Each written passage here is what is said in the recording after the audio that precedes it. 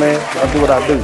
Right now, because they're trying to say that the president of the United States does not have the power, okay, to control this audit. And I want to explain it to you all in some level of detail. Okay, so what Donald Trump is doing is completely within the law. And despite what these panic Democrats and these media pundits are saying, right, what you believe, you have to listen to this. So they're doing that because they're afraid. But the U.S. Constitution, it establishes a system of separation of powers, okay? And it's done to prevent any one branch of government from becoming too powerful, okay? So while Congress controls the allocation, you got three branches of government. Congress controls the allocation of funds, money. The president, he's the head of the executive branch. That's two. All right. And he has a sole authority over how and when the funds are dispensed. And this is a fundamental principle of the Constitution. And of course, the third branch is the judiciary. But this directly counters the Democratic opposition claiming that Trump's audits are unconstitutional. So check this out.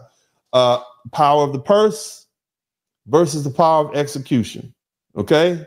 We're talking about the purse. He can't use that money to pay something else, but he doesn't have to go pay that gas bill. Okay, he can't get that money to his little side check. Here you go, baby. Here's $40. I bought you $40 in a chicken sandwich. He can't use that money. He can't use it for something else, but he can definitely hold it until he's ready to pay it. See, Congress controls appropriations, but the president controls spending.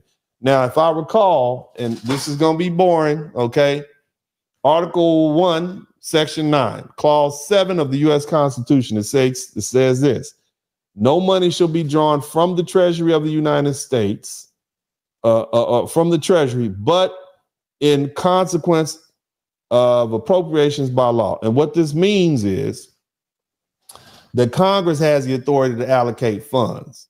Okay, in other words, Congress has the power to set money aside. Okay, and say where the money should go. But it does not have the authority to execute those expenditures. Okay, you can set the money on the desk, but the president has to go pay people. Shout out to African Dyadic. And so that power lies solely within the executive branch, meaning that once a budget is passed, it's up to the president to determine when and how the money is spent. So the president has all these different agencies: Department of Environmental Quality, Department of Education, Defense Department, DHS, USAID, Department of Education. Okay, those are the people he uses to send out the checks. You get an email from the Department of Education, send a check to Thomas Jenkins High School in Bovine County, Tennessee. Okay, that's how it works. That's under the power of the president, because those are the people he puts up to do the work that he otherwise, he'd have to sit up there and write all those checks. So he puts secretaries and people in charge of these departments to run that. All right. And so as the head of the executive branch, the president has broad discretion in the administration of these federal funds. Don't say Congress sets the overall budget, but it does not have the power to force the president to immediately dispense the funds or allocate them in a particular manner. If you want to pay that bill $5 a day for the next 20 days, oh well, okay? That's what you do. They can say it's $100, but you don't have to pay it all at once. You can do what you want to do. They might think it's stupid. They might not like it, whatever, okay?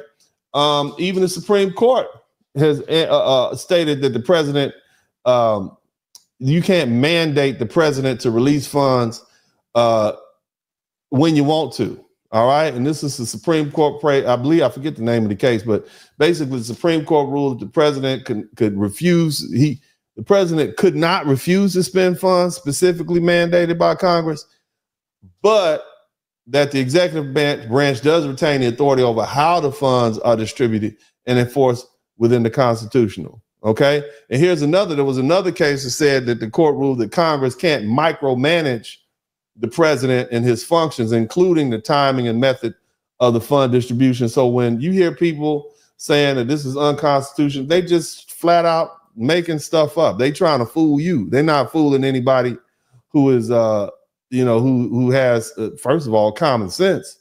But they're trying to fool the American public. They're trying everything. They trying fakes and bobs and weaves and everything. And here's the other thing. Not only does the president have the discretion over the federal spending, but he also has the authority to investigate how taxpayer money is being used. I want you to think about this rationale. The IRS has the authority to come sit you down in an audit and ask you every question about where you spending your money, and that falls under the executive branch. But you telling me the same executive, our president, doesn't have the authority to go ask Congress where you're spending the taxpayers' money? I just want you to think about this. Oh, no, that's unconstitutional. Well, hell, then that means the IRS is unconstitutional. If you're going to say all that, you saying the president doesn't have a right to ask Congress where their money is, where our money is going? No, that's not it. You see, that ain't going to work. Okay. Now, again, this is where the Department of Efficiency comes in. So by placing Elon Musk in charge of auditing these federal agencies, Trump is basically exercising what is, to me and any legal scholar, a clear and legal executive function, ensuring that the funds are being used efficiently. Fraud are found, which seems to be what we're finding, then the president has a right to freeze, the funds and reallocate the resources or shut down the wasteful programs entirely. You see, and this is not an abuse of power. This is an executive branch fulfilling its duty to hold the federal agencies in account. All right. And here's another thing. If previous presidents, this is what you need to understand. If previous presidents had exercised this power instead of looking the other way, then this systematic corruption that we see happening in U.S. aid and these other agencies, it could have been dealt with a long time ago. And see, here's the problem. Here's where the get down is. See, Trump is not playing with these people anymore. Okay? And y'all know why. You've seen what's been happening to this man over the past 9 years. He kind of tried to play nice the last time, but he's not playing these games. This is his last term. All the stuff he had to deal with, he's not playing games. These people literally, and I don't want to deal with that right now, but they literally created an environment where the crazies tried to unalive him. Okay, so when I say play the game, what I mean is this, and shout out to everybody who got 11 super chats. It'd be great to get 20. That'll be plenty. But let me get back. I want to keep my train of thought because I think this is very important. For decades, Congress and the unelected bureaucrats, right, that they're complaining, oh, Elon Musk is not elected. Well, so are those people that have been sending out our money to all who knows where. They're unelected also. All right. But for decades, these bureaucrats, these unelected bureaucrats have enriched themselves at the expense of the American people, our hard-earned tax dollars, money that we work for. We send in and we expect them to do things that's good for us, and they're sending our money so that the trannies can have sex changes in Beirut. You understand me? Right? And these folks have been literally laundering our money. And every previous administration, both Republican and Democrat, they turned a blind eye to this wasteful spending, because they probably never knew when they needed to go to the well. They needed that slush fund, right? But see, no other president has ordered an in-depth audit of any of these organizations like this. With U.S. Department of Education, USA, none of that, okay? And no other president has held positions accountable for, held these politicians accountable for what the taxpayers, because see, remember, they need each other. But see, Trump is realized he doesn't need them. He has the American people. He's not trying to curry favor with them.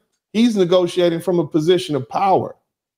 But again, the Constitution is clear. Congress may have the power to purse, right? But they don't have the power of the dispensation of it. And that's what you see happening.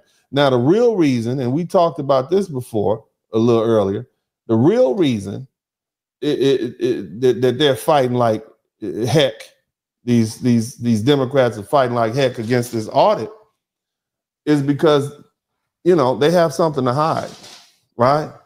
I mean, we pretty much understand that. And now they're panicking. And that's why they're fighting so hard, because when this audit is finished, the evidence is going to be undeniable and the indictments are going to be unavoidable. Look, there's an old saying, when you come for the king, you better not miss. You guys ever heard that old saying? If you come for the king, you better not miss. And at the end of the day, okay, at the end of the day, family, we're looking at that situation real time. Okay, Trump is not just fighting the Democratic Party. He's fighting the entire corrupt Washington establishment. He's taken on both parties, exposing both sides of the swamp, and proving what many of us have suspected for years, that politicians have been robbing the American people blind while pretending to be public servants.